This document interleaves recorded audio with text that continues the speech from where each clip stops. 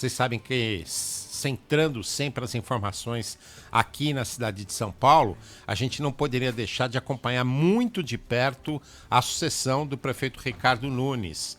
Não poderia deixar de acompanhar muito de perto a eleição desse ano. E a gente tem entrevistado aqui, vamos fazer a terceira rodada de sabatina com os pré-candidatos. Na sexta-feira nós ouvimos o pré-candidato Pablo Marçal, ontem a pré-candidata do Novo, Marina Helena, e hoje já está aqui nos nossos estúdios a pré-candidata do PSB. Esse negócio de pré-candidato está acabando, né? Logo, logo vai virar, a gente já vai poder chamar de candidato. Pré-candidato do PSB, Tabata Amaral. Bom dia, candidata. Bom dia, Sabino. Bom dia, Vitor. Um prazer estar aqui novamente. Olha, eu vou repetir o que a gente tem falado sempre na abertura dessas sabatinas, que a ideia é a gente fazer uma conversa bem propositiva, falar bastante da cidade, que é, no fundo, o que as pessoas querem ouvir, fugir um pouquinho desse mimimi da política. É óbvio que, inevitavelmente, quando a gente fala de gestão, em algum momento a gente pode falar de política também, mas a gente vai focar essa conversa aqui em política. E eu queria começar abrindo numa área que é muito cara para a senhora, que é a educação, e queria saber o que a senhora pensa hoje dos salários dos professores municipais, por favor. Primeiro, bom dia a todos que nos acompanham. Antes de falar do salário, só dizer que a gente não faz valorização da profissão do professor, da profissão docente, apenas com salário. E por que é que eu trago isso, Sabino? A gente tem muito a melhorar, especialmente quando a gente fala na estruturação da carreira, mas a gente tem hoje, quando a gente olha para rankings mundiais, não só do Brasil, nossos professores lideram esse ranking como aqueles professores que mais sofrem violência, Vitor. É a bolinha de papel, é a agressão verbal, é a ameaça que vem dos pais. Então não dá para a gente falar de valorização se a gente está liderando o ranking de violência contra professores. Não dá também para falar de valorização se nossos professores estão com a saúde mental em frangalhos. A gente tem um problema aqui na rede municipal de São Paulo, que é a ausência de professores. E quando a gente vai se debruçar, a razão número 1 são razões relacionadas à questão da saúde mental. Depressão, ansiedade, exaustão, burnout e por aí vai. E aí tem um terceiro elemento, que é os professores estarem hoje muito distantes da construção das políticas públicas. Ou seja, se fecham no gabinete, desenham o que tem que acontecer na sala de aula, mas os professores não são ouvidos. Então é claro que eu sempre vou sentar com a categoria dos professores para discutir como é que a gente pode melhorar a questão da progressão da carreira, tornar essa carreira mais atrativa, até para que a gente, essa é uma proposta que eu tenho, possa atrair os melhores professores para as escolas mais vulneráveis. E a gente faz isso com incentivo salarial. Mas, de novo, falar só disso, sem falar de saúde mental, de combate efetivo à violência em sala de aula e sem falar de uma escuta maior dos professores, é só blá blá blá, porque me parece que o buraco é mais embaixo. Mas hoje o salário dos professores da capital paulista está defasado? Tava só tomando uma aguinha que eu cheguei aqui na correria. Vitor, se a gente olha a nível Brasil, a gente tem o segundo maior investimento na educação das capitais do Brasil. E o nosso salário médio dos professores não está no ranking mais baixo. É claro que a gente sempre vai precisar e vai ter espaço para debater aumento salarial. Mas me parece que o nosso maior problema não é o valor médio, mas é o quanto que essa carreira não é atrativa. E aí eu vou te dar alguns exemplos. Quando a gente olha hoje para as DREs, que são as diretorias regionais de ensino, que são muito importantes, é indicação política. Não tem um processo seletivo para você valorizar o melhor profissional, aquele que mais se destacou. Esse é um compromisso que eu faço, porque é um cargo de destaque, é um cargo com uma remuneração maior. Então, para compor as DREs, a gente vai fazer um processo seletivo e acabar com indicação política. Outra coisa, a gente hoje não tem um incentivo real que faça a diferença para o professor que teve um bom resultado, que se destaca, que é referência, poder atuar na escola mais vulnerável. Então, esse é outro incentivo. Estou trazendo isso porque me parece que a questão da média salarial, ela não é mais o maior problema aqui em São Paulo. A gente tem que mexer nessas indicações políticas que vão afastando o professor, que não reconhecem o melhor professor. A gente tem que mexer nessas questões de por que é que a gente não está remunerando muito mais quem está atuando na escola mais vulnerável. E eu vou além. São Paulo não tem hoje uma remuneração diferenciada por resultado para toda a equipe escolar. O que é isso? Tá mais do que provado que o professor sozinho, Sabino, ele não dá conta de cuidar de tudo. É muita coisa. Então, tem uma proposta que já deu certo, já foi testada, que é quando a escola melhora o seu resultado, da merendeira à diretora escolar, todo mundo recebe uma remuneração diferenciada. É um bônus. Porque é o time. É um bônus que você vai dar, mas não colocando toda a pressão no professor, porque ele não cuida de 100%, ele não é responsável pelo todo. Então, essa é uma outra proposta que eu trago. A escola que for bem, que de fato trouxer a comunidade, melhorar em português, melhorar em matemática, cair a falta dos alunos, da merendeira à diretora, todo mundo vai ser reconhecido com esse bônus. Bom, nesse momento lá no governo federal, tem uns memes chamando o ministro da Fazenda de taxade, né?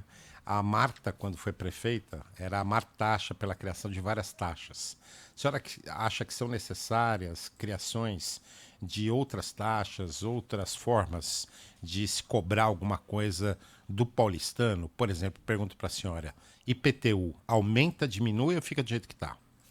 Na média, fica do jeito que está. São Paulo é hoje uma capital... Na média. Na média, porque tem distorção e eu vou entrar nesse aspecto. Mas São Paulo tem hoje muito dinheiro. A gente está falando da cidade mais rica da América do Sul. O que a gente tem é uma má gestão. O que a gente tem é uma ineficiência. E falando da gestão atual, o Ricardo Nunes, ele herdou a Prefeitura de São Paulo com dinheiro em caixa.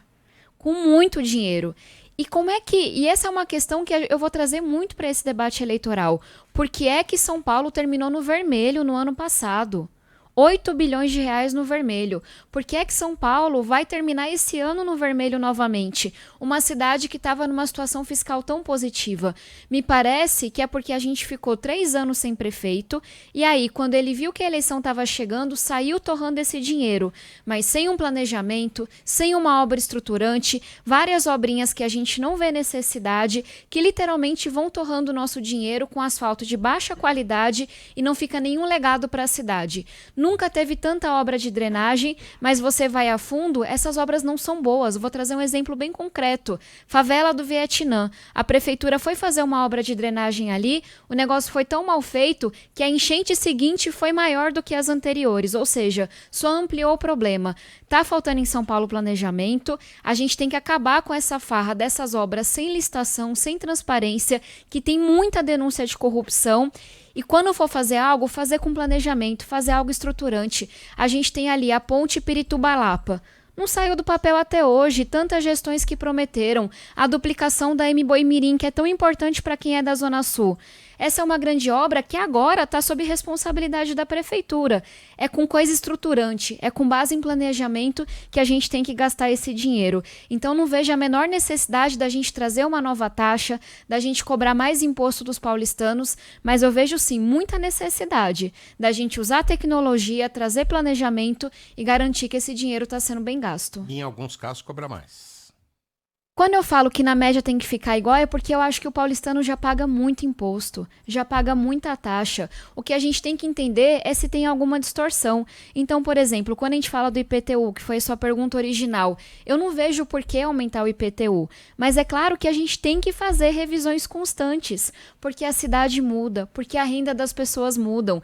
Então, a tecnologia está aí para isso, para que a gente possa ir sempre olhando e vendo. Tem alguém que está pagando mais do que deveria? Tem alguém que está pagando menos do que deveria, mas a gente tem que ter um compromisso de, na média, não aumentar a cobrança.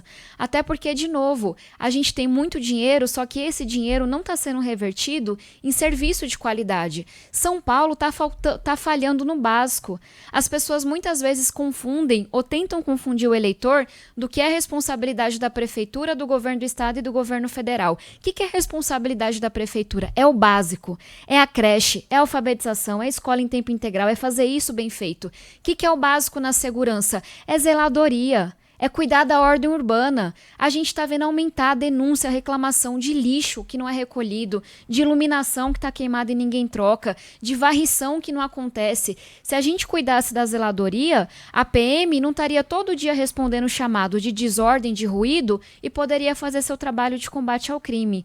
Se a gente cuidasse, tivesse programa de esporte, levasse saneamento básico para quem não tem hoje, tivesse médico da família, um trabalho preventivo, a gente não gastaria tanto dinheiro com alta complexidade. A senhora tocou em saúde, em segurança. E segurança, eu queria entender o seguinte. Uma recente decisão acabou proibindo a Guarda Civil de ter uma atitude ostensiva no policiamento, principalmente no centro da cidade. Que isso vinha acontecendo, acompanhamento à Polícia Militar. A senhora concorda com isso? A senhora entende que a Guarda Civil serve só para dar apoio aos agentes da Prefeitura e para zelar pelo patrimônio público? Ou não? Ou a Guarda tem que ser mais incisiva no combate ao crime em São Paulo? Depende da região, depende do que a gente está falando. Vou trazer um exemplo bem concreto, Sabino. A Guarda faz um trabalho muito importante nas proximidades da represa Billings. Não dá para esse trabalho que é feito ali na região de Manancial, na represa Billings, ser um trabalho que é feito sem armamento. Seria, assim, a gente expor nossos guardas a um risco tremendo.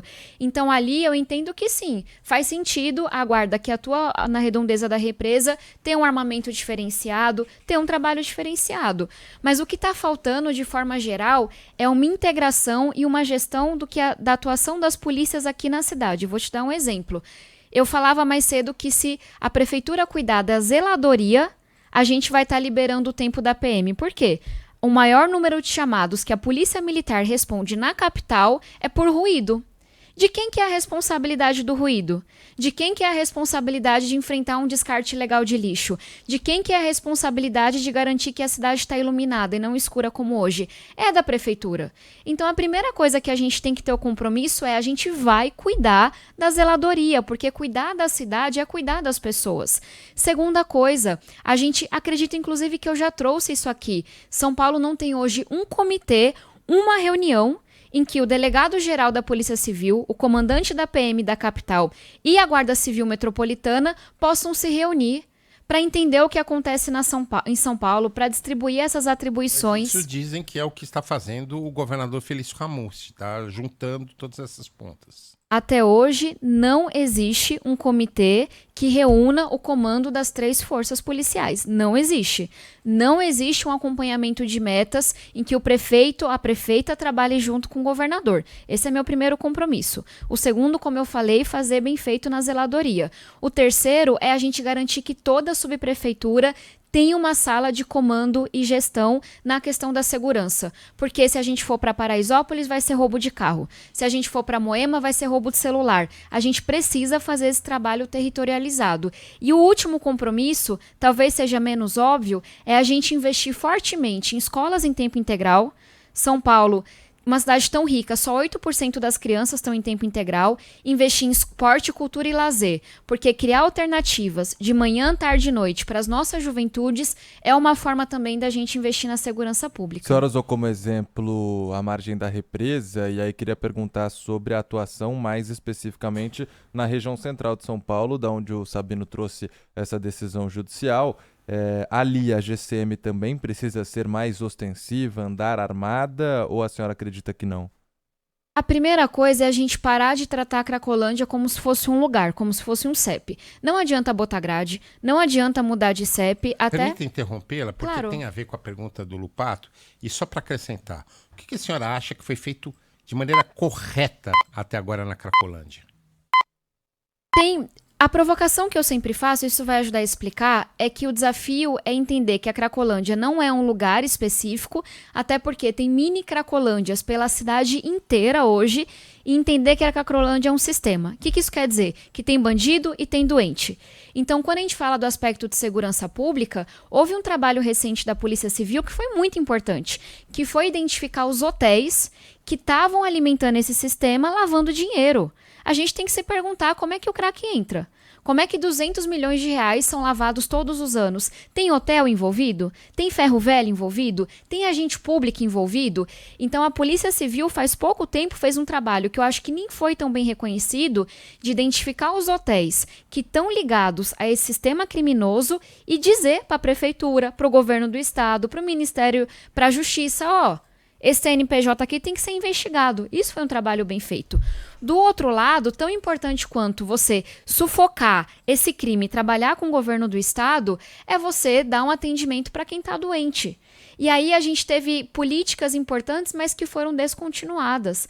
A gente tem ali 1.000 pessoas doentes que estão servindo de escudo humano e que não encontram vagas em São Paulo hoje. A cidade todinha, público, privado, toda a rede municipal, tem 1.542 leitos de psiquiatria. Para dar conta de depressão grave, de esquizofrenia, de um surto, de dependência química, a gente tem que ter um compromisso de expandir a vaga de atenção a quem sofre de um transtorno mental. Esse é um segundo compromisso. E acabar com essa porta giratória. Já houve um trabalho bem feito de assistência que também foi descontinuado, que é o quê? A pessoa ela é internada, só que ela sai da clínica, ela não tem um emprego. A família não foi contatada, ela não tem uma formação, o único vínculo que ela tem é a rua e ela vai voltar para a rua. Inclusive, eu fiz questão de chamar pessoas que atuaram em gestões passadas, com Haddad, com Bruno Covas, para me ajudar a enfrentar esse problema. Floriano Pêssaro, Luciana Temer, Coronel Zé Roberto, Leandro Piquet, General Campos, a gente montou um baita time. Porque, de novo, é muito complexo. Só que a gente não tem opção. A gente vai baixar a cabeça e virar para as costas e sair andando. Enquanto a gente não acabar com a Cracolândia, São Paulo, os cidadãos não vão acreditar que a gente tem condições de enfrentar outras coisas. Eu queria só voltar na pergunta original, então, a senhora opinar sobre a GCM na região central de São Paulo. E aí, logo no comecinho, a senhora já falou sobre grades, algo que está acontecendo neste momento ali em uma das ruas, hoje o maior fluxo da Cracolândia. E a senhora disse que não concorda, é isso? É mais do que não concordar, não é efetivo. Toda vez de novo que tentam tratar a Cracolândia como um lugar e não entendem que é um sistema, falham. E existe uma desautorização, um desrespeito, inclusive, à atuação da GCM e da PM, justamente porque essa conversa não acontece. A gente vê todo dia no noticiário, a GCM joga a Cracolândia para um lado. Aí no dia seguinte o governo do estado fala, não concordo. Aí vem a PM e joga para o outro. Como é que fica o guarda, que foi lá, se expôs, ficou de pé, em cima do sol, enfrentando violência? E aí vem o policial militar no dia seguinte, atua, e aí a guarda, a prefeitura fala, não estava combinado, não é para jogar para esse lugar. E se é um lugar específico, por que é que tem dezenas e dezenas de mini Cracolândias na cidade inteira? Minha família vem de Pedreira, cidade de Ademar. Você pega ali a Avenida Irvante, tem uma mini Cracolândia. O mercado que a gente faz compra, tiveram que fechar a entrada e as pessoas estão entrando pela lateral, pelo estacionamento, o Ricói. Isso é periferia, zona sul de São Paulo, não é só a Cracolândia. Então, menos do que dizer, a GCM está certa, a PM está certa. Não, é ter um comitê em que a prefeitura e o governo do estado se entendam antes. Porque senão você está expondo, você está desautorizando quem atua no território. E, de novo, a Polícia Civil ela fez um baita trabalho de identificar quais são os hotéis que estão ligados. Por que é que a gente não avança para identificar quais são os ferros velhos? Para identificar quais são os agentes públicos? Dá muito trabalho. A gente vai ter que trabalhar com o governo do estado, com a Polícia Civil, com a Polícia Militar, com a GCM, com a Justiça, inclusive, com o Ministério Público, porque também não adianta de nada a gente fazer o nosso trabalho de segurança e ser desautorizado no dia seguinte. Dá trabalho, vai levar tempo. O Ministério Público tem tido uma visão de que lá há exageros e que deveria se voltar, eu ouvi isso de um promotor, deveria se voltar à política do ex-prefeito Fernando Haddad. Eu, inclusive, estive recentemente com alguns representantes de órgãos do Judiciário, inclusive do Ministério Público. Um compromisso e um pedido que eu fiz para eles. A gente vai tê-los na mesa da conversa desde o dia zero. Vamos sentar junto, Ministério Público, Polícia Civil, Polícia Militar, GCM, perdão por me repetir. Mas é porque eles também dizem que não são envolvidos. Só que a partir do momento que está todo mundo na mesa, trabalhando junto desde o dia zero, vai todo mundo bancar a decisão para a imprensa, para o público no dia seguinte. Porque é um grande acordo. Inclusive, vamos trazer a imprensa para essa conversa. Vamos trazer a sociedade civil, as igrejas para essa conversa. Porque na hora que a gente for lá para sufocar a bandidagem que acontece, vai ter chiadeira. E na hora que a gente for lá para dar um apoio para o doente que tá, também vai ter chiadeira. Então é por isso que eu digo que não é da noite pro dia. Mas a gente vai precisar construir uma coalizão com todo mundo representado, porque da igreja, à associação, ao Ministério Público, à polícia, todo mundo vai ter que ter um comprometimento de enfrentar isso. A senhora anda de bicicleta muito ou não? Eu não sou muito habilidosa de bicicleta, não. Mas a senhora com certeza tem acompanhado aí que muitas ciclovias foram construídas na cidade de São Paulo, estão vazias, estão subaproveitadas. A senhora faria uma revisão desse plano de ciclovias pela cidade? A gente tem que mudar um pouco a lógica de como a gente faz ciclovia na cidade. Por quê? As pessoas têm que entender que a ciclofaixa, que a bicicleta é mais um modo de transporte, que tem que ser pensado em integração com ônibus, com trem, com metrô e por aí vai. Por que eu trago isso, Sabino? Porque se a gente pega onde estão construindo ciclofaixa hoje, muitas vezes é de lugar nenhum a lugar nenhum outro. Ah, é porque tal bairro quis. Ou deixa de se construir aqui porque houve uma pressão contrária. Se a gente pensa ciclofaixa integrado aos outros modos de transporte, aí eu tenho que te fazer uma pergunta. Por que é que a gente não tem bicicletários nos terminais de metrô e trem? Você entende a lógica? Quem mais depende da bicicleta, quem mais poderia se beneficiar é o trabalhador que está na periferia. Estações há, né? Esse bicicleta. Mas não há em todas. Não há em todas. E muito menos... Vou te dar um exemplo. Tô lá saindo da minha vila missionária. Eu não consigo chegar no terminal Jabaquara indo de ciclofaixa. Que, de novo, seria um caminho óbvio, né? Para o trabalhador poder pegar a sua bike, chegar ao terminal Jabaquara, do metrô, linha azul, deixar a bicicleta e seguir de trem. Então, se a gente inverte a lógica e a gente está pensando, é mais um modo de transporte. Importantíssimo, inclusive, para quem está na periferia, a gente muda a priorização. E aí, de novo, não adianta construir se o trabalhador não tem onde deixar sua bicicleta de forma segura. Dá para a prefeitura fazer sem conversar com o governo do estado? Não dá. Mas é uma conversa simples da gente fazer. E aí eu vou além. Vamos pensar o metrô, o trem, o ônibus, vamos pensar a bicicleta, mas vai ter alguns trechos que a gente não consegue economicamente colocar um ônibus, mas que estão descobertos. E se a gente pensar em veículos de 3 rodas? E se a gente pensar em parceria com o aplicativo? Pode parecer que eu estou sonhando alto demais, mas a Ásia já entendeu isso. A gente tem hoje o Waze, Google Maps, dá para eu te dizer agora com dados que horas, quantas pessoas vão, de que lugar para que outro lugar. Tem que redesenhar essas linhas e começar a integrar esses modos. Mas a senhora então defende novos quilômetros de ciclovia, ciclofaixa na cidade de São Paulo ou apenas realmente uma revisão do que já existe hoje? Com toda certeza vamos precisar de mais ciclofaixa, mas vai ter uma lógica por trás. De novo, não é porque eu sou amiga do vereador e eu queria ou não uma aqui passando em frente ao meu prédio. Não vai ser daquele jeito que o ex-prefeito Bruno Covas dizia, que construíram e planejaram as ciclofaixas, ciclovias, como quem joga orégano na pizza, sem lógica nenhuma. É um pouco pior do que isso. Geralmente é por pressão de liderança comunitária. Gente, tem que pensar bicicleta igual pensar ônibus, igual pensar metrô. É mais um modo de transporte. Você acha que foi pensado então como lazer, assim, como algo não prático? Não tem problema pensar como lazer. Apesar de não ser muito habilidosa, adoro andar de bicicleta na Avenida Paulista. Top! Agora, de novo, por que é que o trabalhador não pode ir até o terminal Jabaquara andando de bicicleta? E se a gente tiver que escolher, a gente precisa priorizar o trabalhador. A gente precisa priorizar quem depende daquilo. A gente vai precisar redesenhar as linhas, a gente vai precisar expandir faixa exclusiva de ônibus. O Nunes prometeu que faria 40, não entregou nem 7. Se a gente não prioriza o transporte público, ele não é mais rápido do que o carro e o pessoal quem puder fazer a escolha, vai escolher de carro. E a gente vai precisar expandir, sim, a rede de ciclofaixa, mas, de novo, o foco vai ser mobilidade. A gente vai fazer o lazer também? Vai, mas o foco vai ser mobilidade. Por falar em mobilidade, a senhora acredita que está faltando corredor de ônibus na cidade de São Paulo? Se for eleita, vai ampliar? Com toda certeza. E não é partindo do zero, não. Tem muita coisa em São Paulo que deixou de acontecer por incompetência. Existe um plano de metas que previa pelo menos 40 quilômetros a mais até o fim da gestão Ricardo Nunes. Não fez nem 7.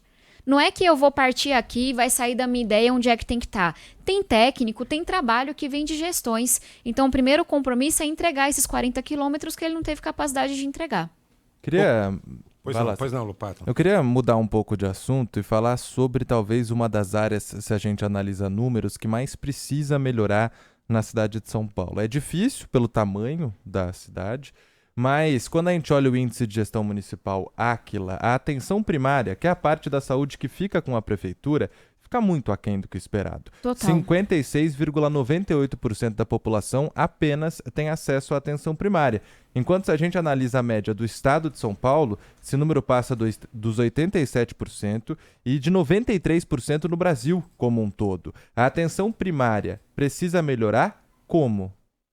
Primeira coisa, fortalecer a estratégia saúde da família. A gente tem hoje a pior cobertura de médico da família de toda a região sudeste. A cidade mais rica do país investe muito em alta complexidade. Os melhores hospitais da América Latina. Isso é muito bom.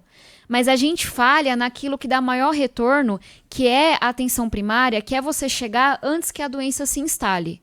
O que é isso? É desde você garantir uma cobertura de médico da família de 75%, de onde eu tirei esse número? 30% da população tem convênio.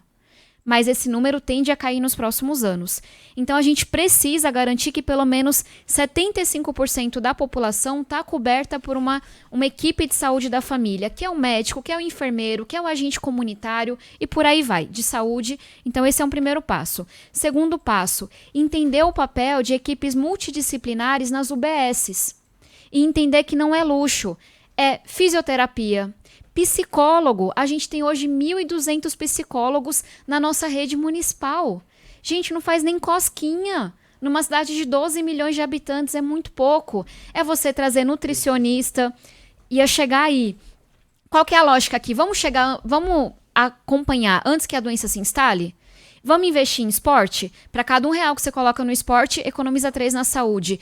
Vamos levar saneamento básico para 600 mil pessoas que não tem hoje? Para cada R$1 que você coloca saneamento, volta 6 para a saúde. E aí ia concluir com o que o Sabino trouxe.